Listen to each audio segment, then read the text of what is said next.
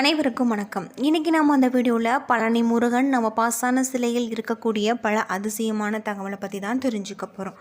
இந்த வீடியோ ரொம்பவே பயனுள்ளதாக இருக்கும். அதனால் வீடியோவை கடைசி வரைக்கும் ஸ்கிப் பண்ணாமல் பாருங்கள். இது வரைக்கும் நம்ம சேனலில் நீங்கள் இன்னும் சப்ஸ்கிரைப் பண்ணலைன்னா மறக்காமல் சப்ஸ்கிரைப் பண்ணிவிடுங்க. வாங்க வீடியோக்குள்ளே போகலாம். ஆண்டி கோலத்தில் பக்தர்களுக்கு அருள் பாலித்து வருகிறார் பழனி முருகன்.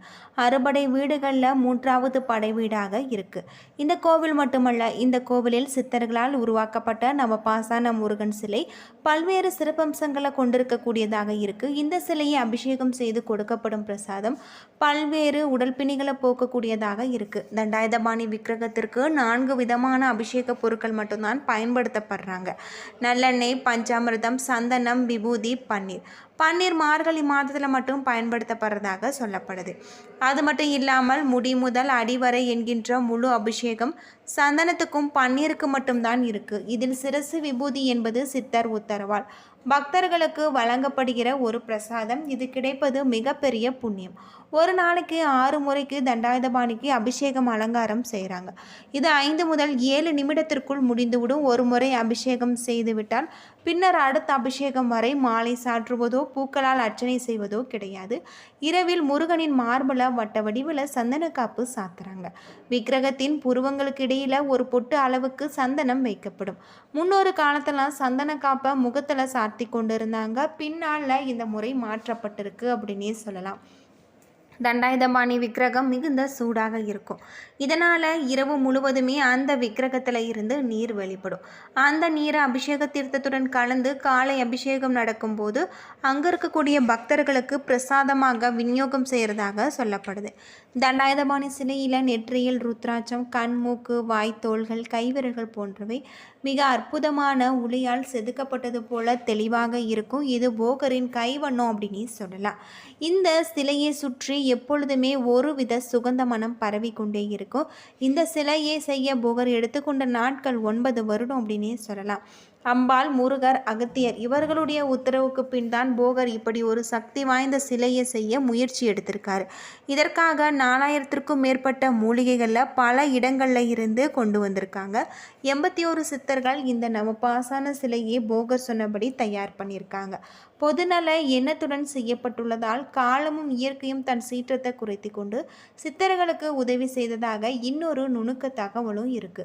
அகத்தியர் உத்தரவால் ஒரு அசுரன் 2 மலைகளையுமே காவடி போல சுமந்து பொதிகை நோக்கி கொண்டு செல்ல முருகன் அவனை தடுத்து நிறுத்தி போரில் தோற்கடித்து 2 குன்றையுமே இப்போது இருக்கும் இடத்துல வைக்க செஞ்சிருக்காங்க. போகர் இகப்பரத்தில் இருக்கும்போது தன் மனைவிக்கு கொடுத்த வாக்கை காப்பாற்ற முருகனை மேற்கு திசை நோக்கி பிரதிஷ்டை செஞ்சிருக்காங்க. இதனால் பழனி மலைநாட்டில் உள்ளவர்களுக்கு குலதெய்வமாக இருக்காரு.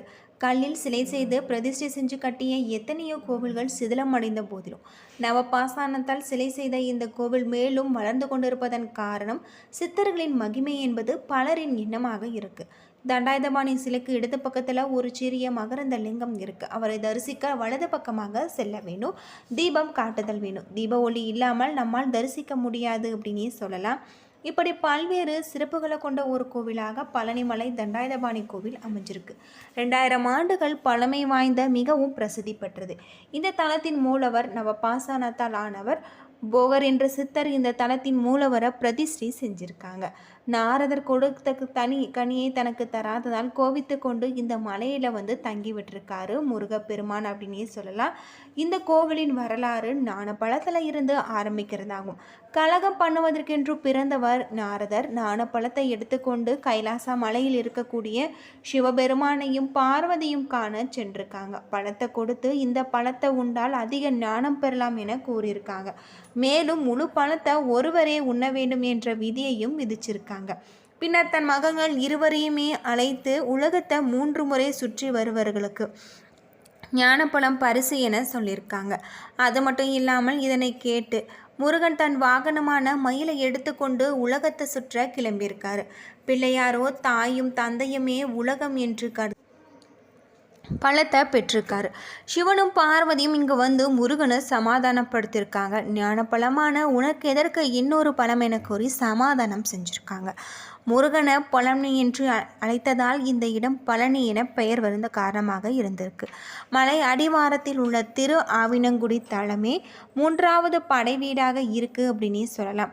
அது மட்டும் இல்லாமல் அகத்திய மாமுனிவர் தன் இருப்பிடத்திற்கு சிவகிரி சக்திகிரி என 2 மலைகளை எடுத்துக்கொண்டு சென்றிருக்காரு. தன் சேவகனான இடுமனிடம் 2 மலைகளுமே தூக்கி வர சொல்லியிருக்காரு. அவனும் காவடி போல தூக்கி வந்து சென்றிருக்காங்க. அது மட்டும் இல்லாமல் பின்னர் இடுமனை தன் பக்தராக ஏற்றுக்கொண்டிருக்காரு முருகன்.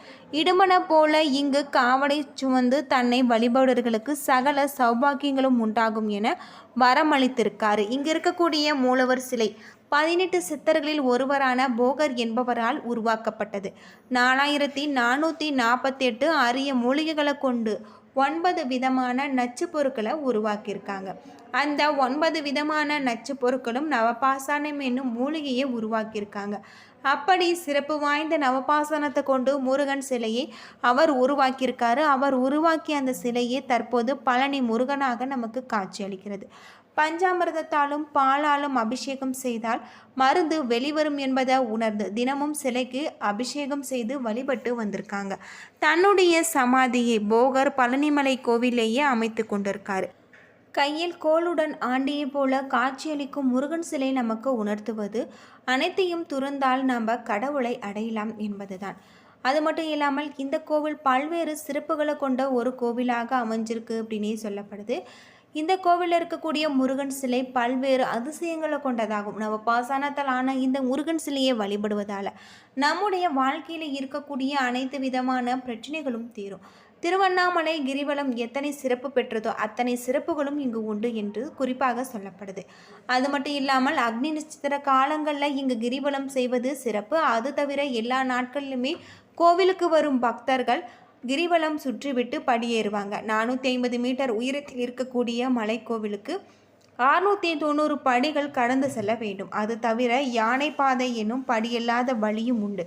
மலையே மருந்தாக அமைந்த மலை பழனி மலைக்கு திருஆவினங்குடி தென்பொதிகை என்ற புராண பெயர்களும் உண்டு. பழனி மலையில் முருகன் கோவில் கொண்டிருக்கக்கூடிய கருவறையில் பழனி ஆண்டவர் அருகே இருக்கக்கூடிய ஒரு சிறிய பெட்டி இருக்குது. அந்த பெட்டியில் ஸ்படிகலிங்க ரூபத்தில் சிவபெருமானும் உமாதேவியும் இருக்காங்க. இவர்களை பழனி ஆண்டவர் பூஜிப்பதாக ஐதீகம். அது மட்டும் இல்லாமல் தண்டாயுதபாணி விக்கிரகத்திற்கு 4 விதமான அபிஷேக பொருட்கள் மட்டும்தான் உபயோகப்படுத்ததாக சொல்லப்படுது. நல்லெண்ணெய், பஞ்சாமிர்தம், சந்தனம், விபூதி, பன்னீர் மார்கழி மாதத்தில் மட்டும் பயன்படுத்தப்படுது. ஒரு நாளைக்கு 6 முறைக்கு தண்டாயுதபாணிக்கு அபிஷேகம் அலங்காரம் செய்கிறாங்க. 5 முதல் 7 நிமிடத்திற்குள் முடிந்துவிடும். அபிஷேகம் முடிந்து அலங்காரம் செய்துவிட்டால் பின்னர் அடுத்த அபிஷேகம் வரை மாலை சாற்றுவதோ பூக்களால் அர்ச்சனை செய்வதோ கிடையாது. இரவில் முருகனின் மார்பில் வட்ட வடிவில் சந்தன காப்பு சாத்தப்படுறதாகும். விக்கிரகத்தின் புருவங்களுக்கு இடையில் ஒரு பொட்டு அளவுக்கு சந்தனம் வைக்கப்படுவதாகவும் சொல்லப்படுது. தண்டாயுதபாணி விக்கிரகம் மிகுந்த சூடாக இருக்கும். இதனால் இரவு முழுவதுமே அந்த விக்கிரகத்தில் இருந்து நீர் வெளிப்படும். அந்த நீர் அபிஷேக தீர்த்தத்துடன் கலந்து காலை அபிஷேகம் நடக்கும்போது அங்கே இருக்கக்கூடிய பக்தர்களுக்கு பிரசாதமாக தருவதாகவும் சொல்லப்படுது. என்ன நண்பர்களே, இந்த வீடியோ உங்களுக்கு பயனுள்ள ஒரு தகவலை தந்திருக்கும்னு நினைக்கிறேன். வீடியோ பிடிச்சிருந்தா லைக் பண்ணுங்கள், ஷேர் பண்ணுங்கள், கமெண்ட் பண்ணுங்கள். இது போல் தகவலை தெரிஞ்சுக்க நம்ம சேனலை மறக்காமல் சப்ஸ்கிரைப் பண்ணிவிடுங்க. நன்றி நண்பர்களே.